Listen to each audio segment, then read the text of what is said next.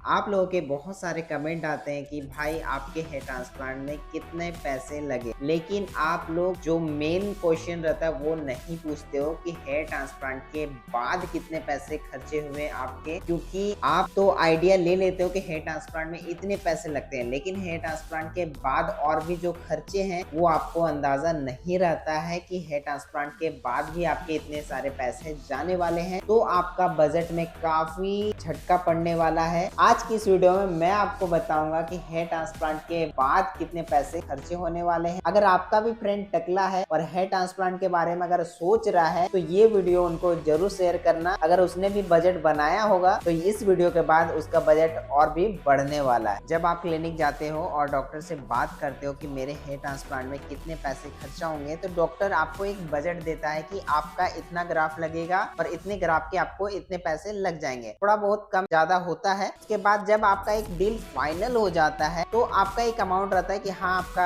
40,000 में हो रहा है या 50,000 में हो रहा है या 60,000 में हो रहा है। वो एक अमाउंट फिक्स रहता है कि हेयर ट्रांसप्लांट के बाद आपको इतने पैसे देने हैं। लेकिन जब आप हेयर ट्रांसप्लांट कर लेते हैं उसके बाद आपको दवाइयाँ वगैरह लेना पड़ता है, थेरेपी वगैरह लेना रहता है और भी बाकी चीजों के लिए आपको पैसे देने पड़ते हैं। मेन जो खर्चा रहता है वो दवाइयों में ही चला जाता है। अगर आप एक मंथ की दवाइयाँ, लोशन, शैम्पू वगैरह सारा चीज लेते हो 2,000 से लेके 3,000 तक का बजट चला जाता है। इसके वजह से आपके पॉकेट में काफी ज्यादा दबाव पड़ता है। ट्रांसप्लांट के बाद जब आप दवाइयों में पैसे लगाएंगे तो आपको पता चलेगा कि हेयर ट्रांसप्लांट के बाद मेरे जो बचे हुए पैसे हैं सारे अब दवाइयों में खर्च हो रहे हैं। कैसे आपको सारा चीज आइडिया लेके चलना है। हेयर ट्रांसप्लांट के बाद भी और भी आपके जो खर्चे हैं उनको आपको बचा के रखने हैं पैसे को। हेयर ट्रांसप्लांट के बाद ये ऐसा ना हो कि आप हेयर ट्रांसप्लांट आप कर लिए और दवाइयाँ लेने के लिए आपके पास पैसे बचे ही ना हो। अब जो मैं आपको बजट बताऊंगा मैं खुद का एग्जांपल दूंगा, क्योंकि मैंने भी अपना हेयर ट्रांसप्लांट करवाया था। मेरे हेयर ट्रांसप्लांट के बाद और कितने खर्चे हुए थे, तो ये बजट एकदम परफेक्टली रहेगा,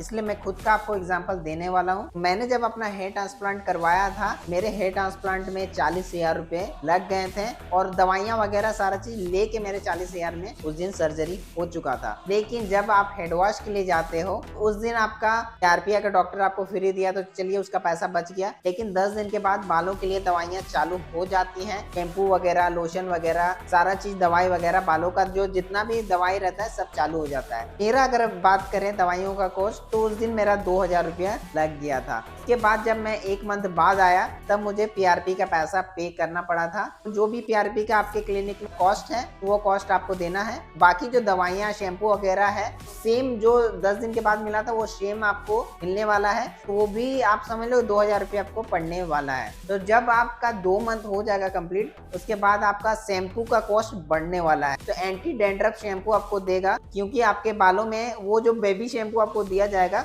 उससे आपके बालों में डैंड्रफ होने के काफी चांसेस रहते हैं और हो भी जाते हैं। तो अब आपको मिलेगा 2 मंथ के बाद एंटी डैंड्रफ शैम्पू। आप उसके बाद लोशन को हटा दिया जाता है और उसके बाद सीरम वगैरह दिया जाता है। शैम्पू और सीरम और 2 दवाइयाँ रहती हैं, इसके अलावा और कुछ भी नहीं रहता है। तो आपका 2,000 से 2,500 तक पड़ जाता है, क्योंकि सीरम थोड़ा कॉस्टली आता है। आपका 2,500 तक उसके बाद आपको पकड़ के चलना पड़ेगा। तो शुरू स्टार्टिंग 1 से 2 मंथ में आपको 2,000 रुपया करके पड़ा। पीआरपी का जो भी कॉस्ट है वो पड़ा। तो पीआरपी 3,000 या 2,500 तक कहीं कहीं लगता है। तो अगर मान लीजिए मैं 2,500 पकड़ के चलता हूँ तो इधर 2,000 और 2,000 4,000 और इधर 2,500, तो इधर 6,500 रुपये खत्म हो गए 2 मंथ। और उसके बाद आपके जब तीसरे मंथ में आप जाते हो आपको 2,500 रुपया दवाइयों में, पीआरपी में जो कॉस्ट आती है 11,000 रुपये इधर आपके 4 मंथ में लग जाते हैं। तो उसके बाद आप जितने पीआरपी लोगे पीआरपी का कॉस्ट उतना ही जाएगा और दवाइयों का 2,500 तक मिनिमम पड़ ही जाता है। तो आपको एक बजट लेके चलना पड़ेगा कि 15 से 20,000 रुपये एक्स्ट्रा जाने वाला है। हेयर ट्रांसप्लांट के बाद का मैं बात कर रहा हूँ। आपका जितना भी बजट रहता है, आप सोचते हो कि हेयर ट्रांसप्लांट के दिन में जितना पैसा डॉक्टर बोला है वही दूंगा और बाकी इसके बाद और पैसा खर्चा होने वाला नहीं है, तो ऐसा नहीं है दोस्तों। हेयर ट्रांसप्लांट के बाद भी और भी पैसे लगेंगे। 15 से 20,000 आप पकड़ के चलना, एक्स्ट्रा में रखना, क्योंकि बाद में बहुत काम आने वाला है। अगर आप इन पैसों को बचा के नहीं रखोगे तो आपको मांगने का दरकार पड़ने वाला है। घर से, दोस्तों से बहुत कोई उधारी ले लेते हैं, उसके बाद दवाइयाँ लेना पड़ता है उनको। तो मजबूरी भी पड़ जाती है ना, क्योंकि आप इतने पैसे खर्चा करने के बाद दवाई तो लोगे ही लोगे, कहीं से मांग छाट के तो करना ही पड़ेगा भाई। तो पहले ही आप अपना बजट बना लो और उसके बाद ही अपना हेयर ट्रांसप्लांट करना।